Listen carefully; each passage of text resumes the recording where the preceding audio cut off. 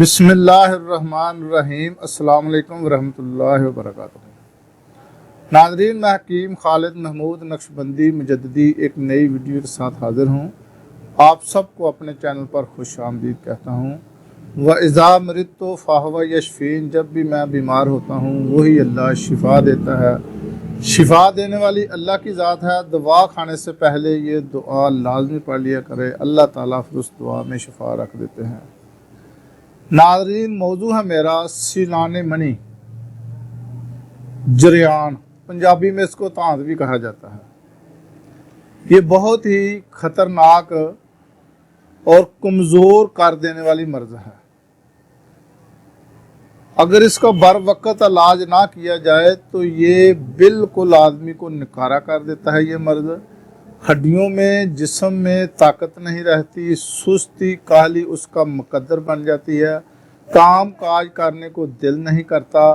یہ ایسی مرض ہے، اور اس کے جو اسباب ہیں وہ میں آپ کو بتاؤں گا اور اس کی علامات بتاؤں گا۔ اس کو انگریزی میں اسپرمیٹوریا بھی کہا جاتا ہے۔ اس مرض میں مادہ تولید منی بلا ارادہ خارج ہوا کرتی ہے، ہوتی رہتی ہے۔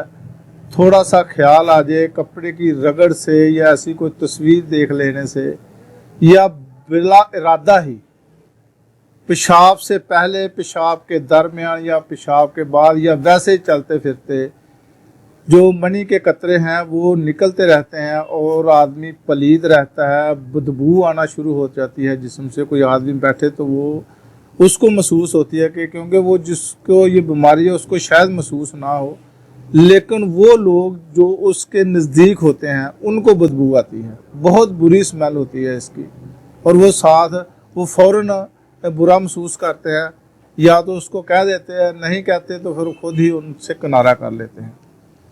تو یہ جو جوہر ہوتا ہے، اگر اس کا بر وقت علاج نہ کیا جائے تو پھر آدمی کو بالکل نکارہ یہ مرض کر دیتا ہے۔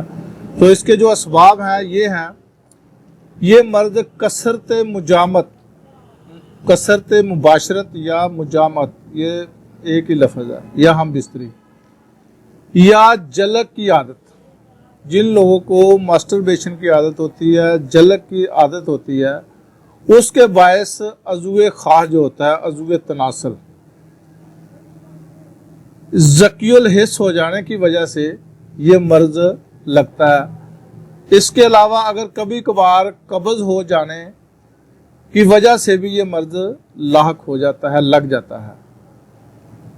کبھی کبھار یہ گردہ مثانہ جو ہوتا ہے اس میں خراش یا اس میں پتھری کے باعث بھی یہ مرض لگ سکتا ہے، یا بہت زیادہ مقوی طاقت والی چیزیں یا گرم اشیاء، بہت زیادہ گرم اشیاء، یا لگاتار جو لوگ گرم چیزیں، گرم اغذیہ استعمال کرتے ہیں، یا زیادہ طاقت والی چیزیں استعمال کرتے ہیں جس کو ہم مقوی بدن کہتے ہیں، یا یوں کہہ لیں کہ جو مردانہ طاقت کے لیے بہت زیادہ کثرت سے گرم چیزیں استعمال کرتے ہیں، یا بہت زیادہ منی پیدا کرنے والی غذائیں استعمال کرتے ہیں، ان لوگوں کو بھی یہ مرض لگ جاتا ہے۔ اس کے علاوہ شراب یا گوشت، یا بہت زیادہ کثرت سے چائے پینے کی وجہ سے بھی یہ مرض لگ سکتا ہے۔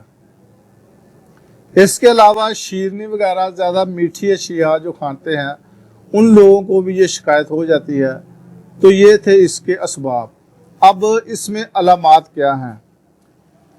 اس کی علامات یہ ہیں کہ جب گردے یا مثانہ کی خراش یا پتھری یا ریگ کے باعث ہو یا قبض کی وجہ سے ہو تو پیشاب پخانہ کے بعد چند قطرے خارج ہو جاتے ہیں۔ جب آدمی پیشاب کرتا ہے، پیشاب سے فارغ ہو جاتا ہے، تو اس کے بعد لیسدار مادہ خارج ہوتا ہے۔ یہ اس کی پہلی علامت ہے۔ اگر کوئی بہت زیادہ طاقت والی غذائیں استعمال کرتے ہیں یا گرم اشیاء کا استعمال کرتے ہیں تو اس کے علاوہ جو آدمی خیالات جو ہے وہ فاصلہ رکھتا ہے، ایک سیکس کی طرف زیادہ توجہ رکھتا ہے، تو اس کا اکثر جو ہے وہ انزال ہو جایا کرتا ہے۔ लेकिन अगर जलक या कसरत जुमा के सबब से हो तो मरीज काहिल और सुस्त हो जाता है, अज़ा शिकनी की शिकायत होती है, पेशाब करते वक्त जलन और गुदगुदी सी महसूस होती है, पेशाब बार बार और ज़्यादा मकदार में आता है, कमर में दर्द होता है, दिमाग और पट्टे कमज़ोर हो जाते हैं और आम जिस्मानी कमज़ोरी की शिकायत होती है। सर में अक्सर दर्द रहता है और चक्कर भी आते हैं कभी कभार।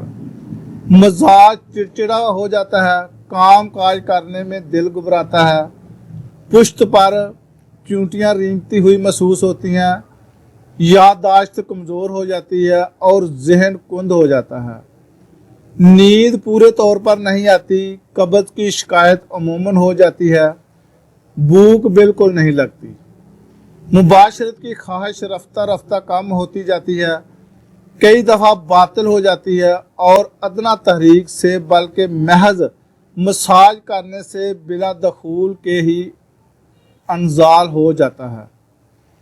कभी पजामा की रगड़ या किसी औरत के देखने से या जमा के ख्याल करने से ही अनजाल हो जाता है।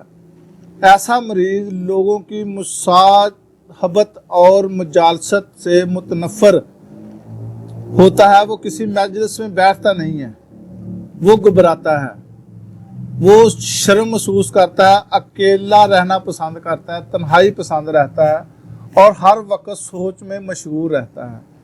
ये उसकी अलामात हैं। वो किसी से बात भी नहीं करता, अगर बात करेगा तो उसके दिल की धड़कन तेज़ हो जाएगी।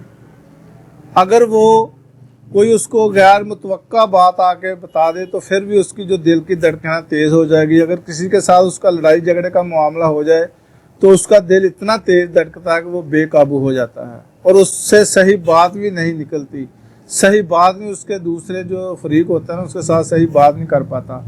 फिर आस्ता आस्ता कुछ देर के बाद फिर उसका जो है ना दिल वो कंट्रोल में होता है।